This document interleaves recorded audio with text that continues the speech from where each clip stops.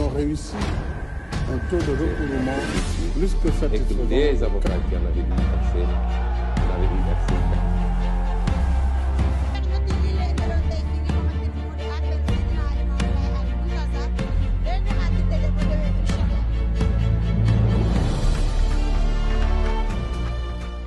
Un emprunt auprès de la société MUFG pour un montant de 98 milliards de francs CFA. Une transaction en bonne et due forme, oui, avec une garantie souveraine signée par le président Macky Sall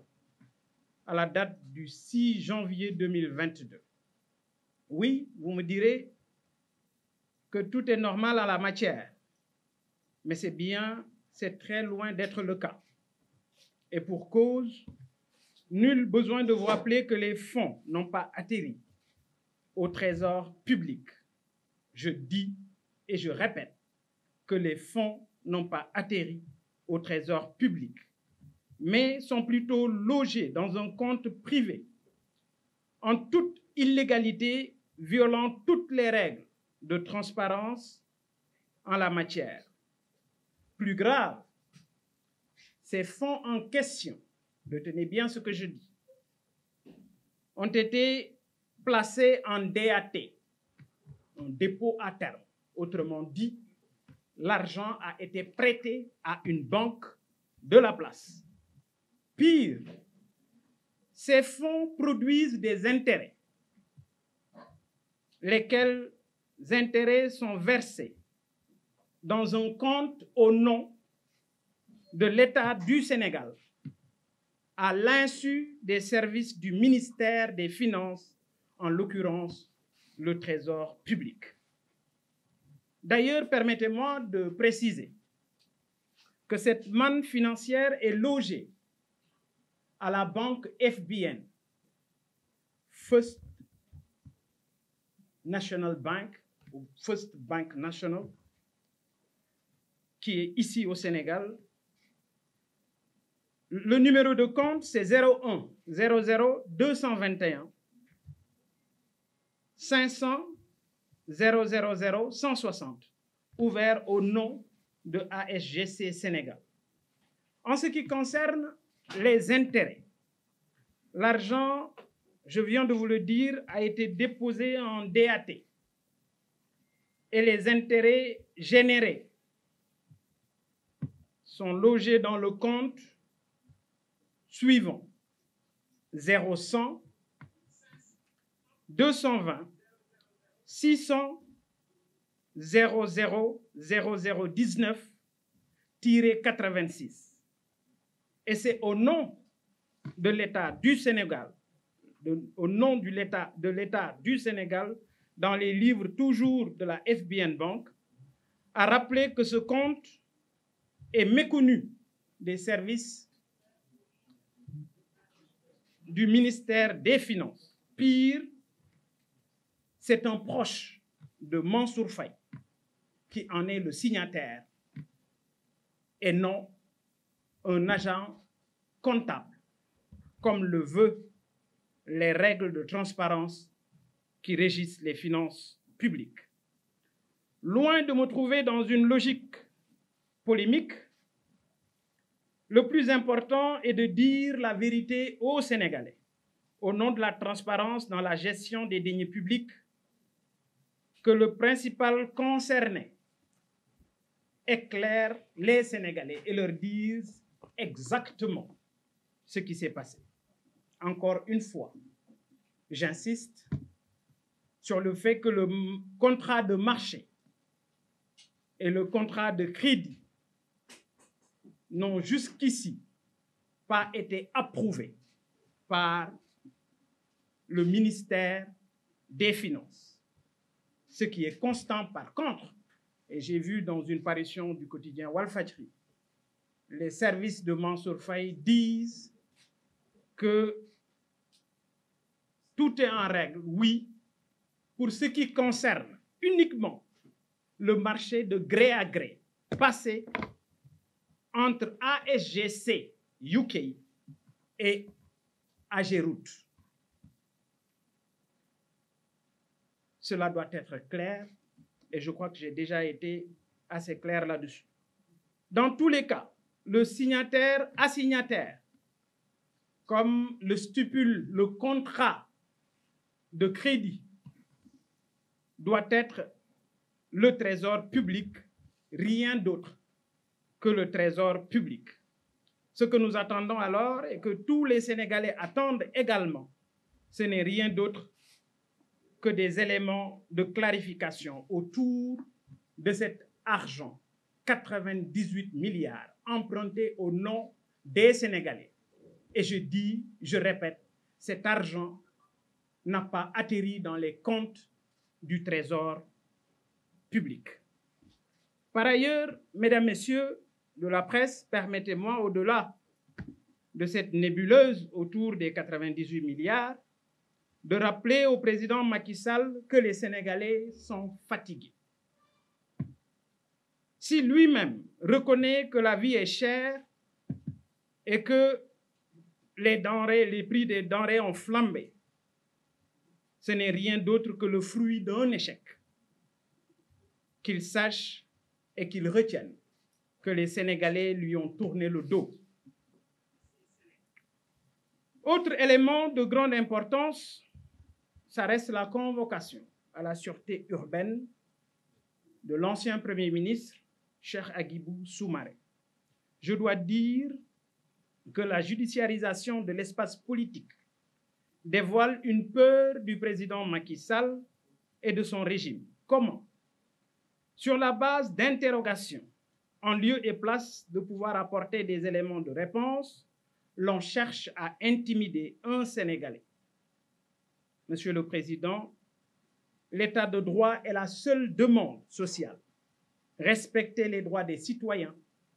respecter, Monsieur le Président Macky Sall, les droits des opposants, respecter les droits de la société civile et ceux de la presse. Enfin, par rapport à la situation politique, j'invite toute l'opposition, malgré nos différences, transcendant nos difficultés et points de désaccord, car nous sommes dans le même combat, engagés pour le même objectif, celui de barrer la route pour une troisième candidature du président Macky Sall et de mener le combat pour un processus électoral transparent. Je vous remercie de votre aimable attention. Juste rek tënk ko ci wolof. Le temps, la presse, ñu mën a ñëw ci seeni question. Ay fan a ngi nii ñuy wax coow 98 milliards. Man mi junj coow li dama wax ne dafa aaju ci plan spécial de désenclavement mu di lu baax mu di lu nit ñi xaar defari tali defari yoon nit ñi dañu ko soxla oui mais bu àndeek lu tey xel jaadu na ñu jàkkaarloog sénégalais yi leeral leen leeral bi ci njëkk mooy ne dañu leb xaalis ci turu sénégalais yépp ñu war ko fay mu toll ci 98 milliards 98 milliards yooyu damay fàttali rek ne président Macky Sall mooy ki signé garantie bi jaare ko ci benn lettre bu ñuy wax garantie souveraine de l'État moom Macky Sall mu signé ko le 6 janvier 2022 xanaa buñ ne président signé na ko am na garantie souveraine ñu ne kon jaar na yoon waaw loolu lay nirool waaye li graw mooy xaalis bi dañ ko leb ci suñu tur ñun sénégalais xaalis bi yegg si Ndakaaru yoon ba xaalis bi waroon jaar dugg ci keesu état bu Sénégal muy trésor ñu rocc ko dugal ko ci beneen compte boo xam ne ab société privée moo ko moom lépp ñëpp mënee su koo teg ci lennu kenn et malheureusement loolu mooy interrogation bi nga xam ne tey moo lënt ci suñu xel ba ñu koy laaj li ñu laaj mooy ana xaalis bi waxuma ndax marché bi jaar na yoon leb bi dañu ko fas yéene def ko indi xaalis bi Sénégal mais xaalis bi demul ci poosu état bu Sénégal dañ ko jox benn société bu tudd ASGC et xëy na ci biir question yi dinaa ci ñëw pour wax li gën a graw mooy société boobu dafa nekkoon ci ñi nga xam ne ñoom ñoo doon lijjanti leble gi ñu jaar ci ginnaaw jël société boobu jox ko marché bi pire ba yëf yi nee teel ñu jël xaalis bi ne ko yow comme yaa ko lijjanti am téyal xaalis bi en toute illégalité donc yamul foofu parce que bu fekkoon ne leneen li graw ci xaalis boobu mooy dañu jël xaalis bu Sénégal leb ñu def ko ci compte société privée ba pare jaar ci ginnaaw jël xaalis bi lebal ko banque bi xam nga 98 milliards ku ko lebalu banque bu doon ne chaque jour mu jox la milliard bu ci nekk mu fay la ci 50 000 sax léegi sa bamba maase ñu jël xaalis bi def ko li ñuy wax DAT dépôt à terme muy sotti ay intérêt boobu xaalis bi di jur ñu ubbi compte ba tey ci turu Sénégal loo xam ne ministère des finances bi yore xaalisu réew mi yëgu ko ba pare jël benn jegeñaale Mansour Faye jox ko ne ko moom moo yor signature koo xam ne ci ordre Mansour Faye lay wéyee jox ko ne ko téyel signature bi et li ñuy wax ci loolu mooy li gën a garaaw mooy xaalis bi ci contrat de crédit bi dañ cee wax ne l'agent assignataire ki war a yore xaalisu leb bii ñu leb du kenn ku mooy trésor public bu Sénégal donc il faut ñu déglu wax ji xaalis bi biñ koy leb le contrat de crédit dafa wax ne xaalis bi bu yegsee Sénégal le comptable assignataire mooy trésor public moo war a yore xaalis bi xanaa kon beneen jalgatee ngo may wax ne man du ay nit ñoo ma intéressé man Sénégal moo ma intéressé man ëllëgu Sénégal ëllëgu suñuy doom suñuy jarbaat suñuy sët moo ma intéressé parce que xaalis boobu ñun ñoo koy fay wax naa leen ne leen xaalis bi ñu ngi ko def ci compte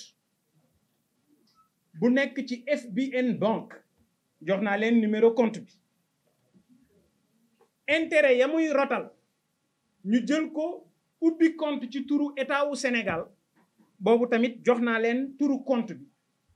c'est toujours au nom de l'état du Sénégal waaye boo ñëw ci sama kër di fa tabax kër boo ñëwee ci sama kër di fa tabax néeg xanaa di nga ma laaj mënoo jël xaalisu Sénégal di gañeloo Sénégal xaalis te ministère des finances yëgu ko moo tax ma wax ne compte boobu di générer intérêt yi c'est un proche de Mansour Faye moom moo yor signature kon yaakaar naa ne ci fànn woowu leer na dinañu leen ci déglu ci question yi nga xam ne am na ci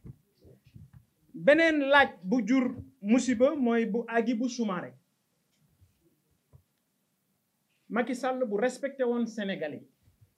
respecté les Sénégalais de la diaspora et principalement Sénégalais yi yeewoo France nga xam ne Marine Le Pen Sénégalais yooyu la bañ a gis ak bët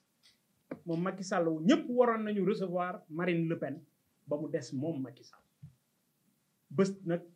bët bu rusul toj kon lii coow li ci nekk moo ko yóbbee boppam te njort nañu ne bu fekkee ne Hadjibou Soumaré ak responsabilité yi mu woote ci réew mi yi mu fi téye dafa poser question li jaadu woon mooy ñu tontu ko ci question yooyu nga xam ne posé na ko mais di ko bundu xatal ngir yóbbu ko ci police naan ko répondre jàpp nañu ne salfaañe démocratie la surtout ci nit koo xam ne jariñ na réewam ci fànn wu nekk. ci wàllu politique ma ne sama kàddu démb mooy suma kàddu tey opposition bi nañu fexe doon benn. am na ay coow par ci par là li ko waral di ay ambition ku nekk mais jot na ñu retrouver wu autour de l'essentiel ngir xam naka la ñu mën a jàkkaarloo ak Macky Sall Jimbori nga xam ne li ko intéressé du lenn lu mooy nee na réduire l'opposition à sa plus simple expression mais loolu ñu nit nañu am fulla ba xamal ko ne yaa ngi ci sa dernier mandat te duñu la seetaan benn yoon nga fi jalgati constitution wu réew bi ñuy mujjee rek mooy tële gu Macky Sall wane ne tële na ko parce que bu demee ba nangu ne réew mi metti na nangu ne saafara yi mu yëkkati woon pour njëkk yi seer yi wàññiku moom ci boppam mu nangu ne kenn jëfewu ko njiit boo demee ba amatuloo kaddu sa kaddu diisatut ci biir kër gi da ngay xam sa bopp et li ko war a xamal boppam mooy ne sénégalais yi pare nañu ci moom kon lii mu doon tënk rek en résumé en wolof ci lu ma doon bëgg leeral ci point de presse bi di leen déglu pour seeni question jërëjëf.